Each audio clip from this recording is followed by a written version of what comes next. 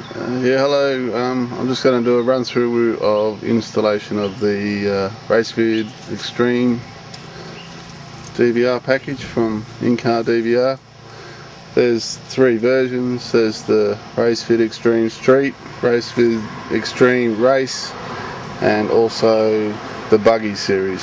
So the difference between the three are just basically different camera choices and some extra waterproofing and a few other little bits and pieces, but they've all been tested thoroughly and work extremely well. So this is just a quick run through on the installation of the street version, the race version and the buggy versions. It's all the same but just different mounts and different cameras. Thank you. Oh, well, here we go. A few parts to it. There's the camera mounts here. There's the one set of cables there with two cameras and another set of cables with two cameras. There's the DVR, the unit itself, as you can see, is tiny. That's got GPS as well, and you've got the GPS sensor. You got the remote for the TV and remote for the DVR. On top of that, you have the power supply here, which plugs into the cigarette lighter, the supply for the LCD TV, and the TV itself. This one's a 9-inch, but the standard kit comes in 7 or 3.5, whichever kit you end up choosing. Right, this is just using the suction cup with the bullet camera on it. Very simple, highly adjustable. Basically point it wherever you want. Driver, medic one, hang on. Uses rare earth magnets, zip ties and tape. This is a little mini box camera. It's just got double-sided tape. And also you can screw it all down as well, depending on what you want to do. So, good little camera. This is good for speedos, putting on your steering column for speedos, under your feet, and the like. So this is another sort of camera. This is the top of the range box camera, fully adjustable. It does everything.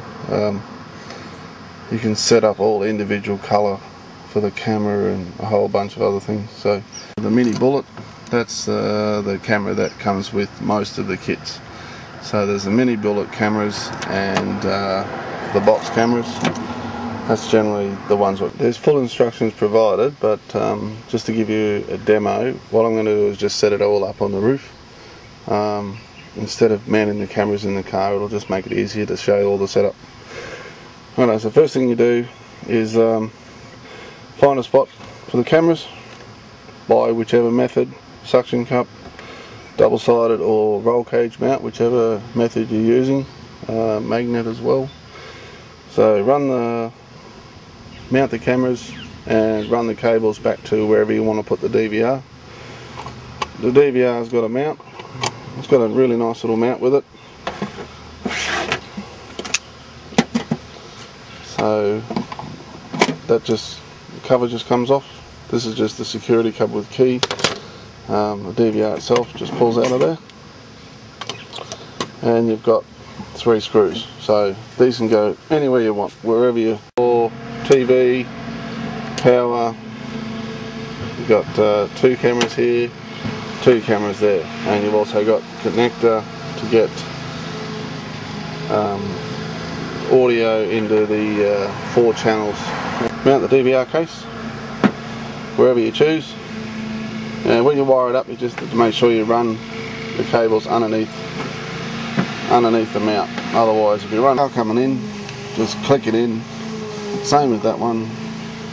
Click it in and just continue to work your way along. So from here, just give each one of them a good little solid push to make sure all the connections and lugs are all clipped in place.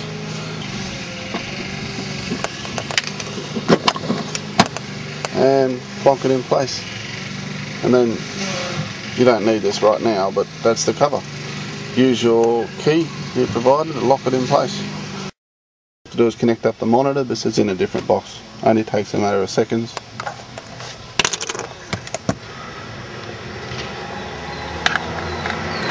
Just stick the AV in and use one of the 4 outlets coming from the cigarette lighter plug. In case there's one spare, but you'll only need two. Two will be already wired up, and the other two you simply connect up to the 2 white leads. Our cable connections are all nice and tight. Just do a quick once over, and we're ready to plug her in. Grab the cigarette lighter plug, chuck it in, turn the ignition on.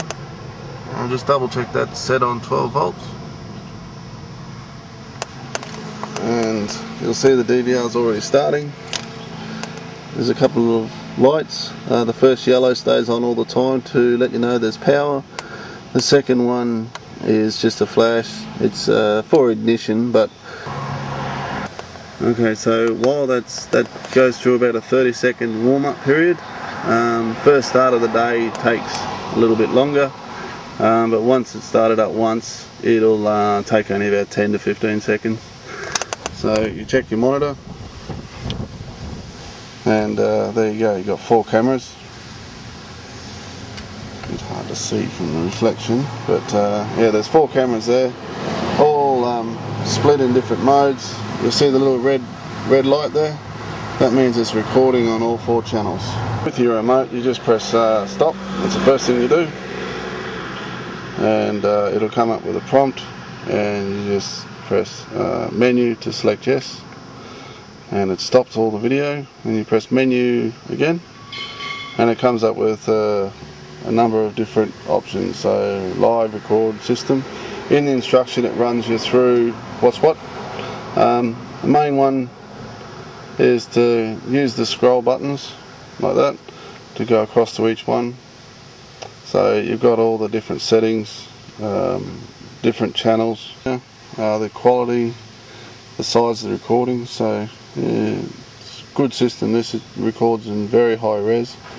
There's audio on and off per channel. Is the difference between the 2 types of recording that you use on the AVI download file. What it is separate, so you can have all 4 videos at 720 by 572 res, or you can have all 4 videos into the one screen.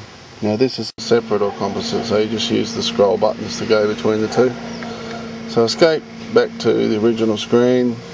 Yeah, I'm not going to go through all of it because it's all in the instructions. It's all quite simple. There's source storage, there's the format disk option. So again, just okay, well that's about it. So all you do is double check everything, and away you go. Have a good time. So just before you get back into it, just make sure you press record. That way every time the ignition comes on, it'll power up and record it for you. Alright, thank you. Hopefully these instructions help you. But again, it's all in paper, and it's all explained very clearly in the instruction booklet that comes with the kit. Okay, thanks very much. For details, it's Tony at ecsdwn.com.au. Thank you.